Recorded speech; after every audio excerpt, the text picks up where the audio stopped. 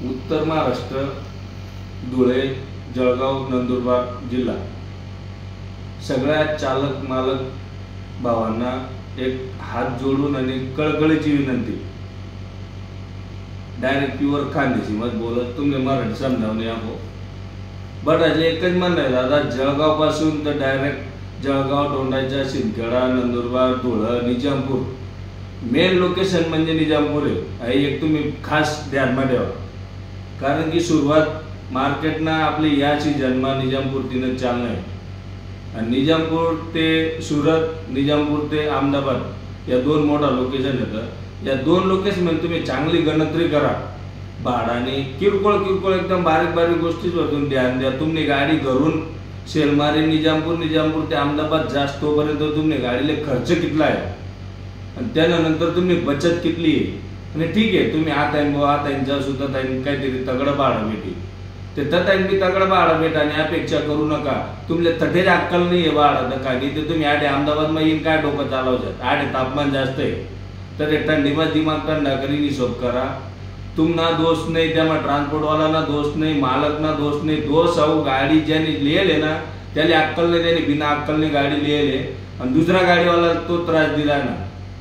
या हिशोबतीने एक हिशोब आहे. बारीक बारीक गोष्टीवर ध्यान देवा. तुमने गाडीले अहमदाबादनं निजामपूर ते अहमदाबाद 13,000 भाडं आहे. 8,500 रुपयानं डिझेल लागत आणि गाडी टोल नाका, रात्रीना बॉर्डर खर्च, जेवण खर्च, सकाळी मग गाडी खाली होस नाही. तुम्ही रात्री 3 वाजायला काही येत नाही तरी गाडी तुम्ही 1 वाजायला निघत. 1 वाजल्यानंतर दुपारनं मार्केट डाऊन होईल. मार्केट डाऊन होईना म्हणजे तुम्ही गाडीले भाडं लागे यापेक्षा नाही. ती गाडी राहिली दुसऱ्या दिन ती गाडी भराय, तिसऱ्या दिनले तर दोन निघी. तुम्ही पुढे मग करशात काय. या गोष्टीवर बारीक बारीक ध्यान दिन. म्हणे एक विनंती आहे, मी किसन राठोड आपले वठ्ठा गाडीवालातले म्हणे तरी एक विनंती आहे, जे आपला ग्रामीण भाग आहे निजामपूर परिसर, शिंदखेडा, दोंडाच्या, लांबकानी, कड्र, निजामपूर या बाकीना बट्टा खेळावालाच मी एकदा निजामपूरमा येवानं. आणि खास करीन म्हणजे जास्ती गाण करेल होईल ते ट्रान्सपोर्टवाला. त्याच मामा आपला मग काहीच फरक नाही.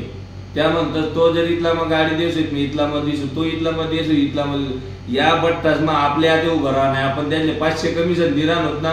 आपला म्हणजे एक माणूस असे निवाळा ना 300 कमिशन लेबून या वाढा मग गाडीवर. ते आपलं बिघाडताना आपण बी त्याच बिघाडा काहीच बिघडवणे. कोणा जीवर चाली नाही राहणार. ज्यांना तो बट्टा डायरेक्ट कापा मागे.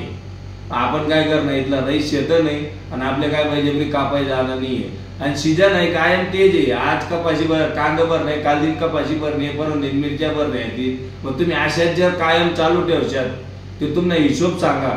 जो मला सांगितली या ट्रिपना मला इथला पैसा बचणार ते अमकं डमकं देव आहे ना, ते त्याला मी बट्ट्या गोष्टीच ना उत्तर मापाशी ज्याला अशी वाटच होईल मना बोलाना, ज्याला त्रास येस होईल त्याने डायरेक्ट मला नंबर काढा आणि डायरेक्ट फोन करीन भेटा. तो जटेबल आहे त्याला भेटा. मी अजून त्याला हिशोबी सांगतो आणि त्यांनी कमाय कितलं 5 वर्षमा ते बी त्याला मी सांगतो उरेल कितलं आहे. आणि काहीच नाही, बट्टा व्याजे पैसा उचली तुम्ही कागदपत्र करता, व्याजे पैसा उचली टायर टाकतात. एक ते गाड्या आहे का, एक ते ग्रुप जमा करा. जय हिंद, जय महाराष्ट्र.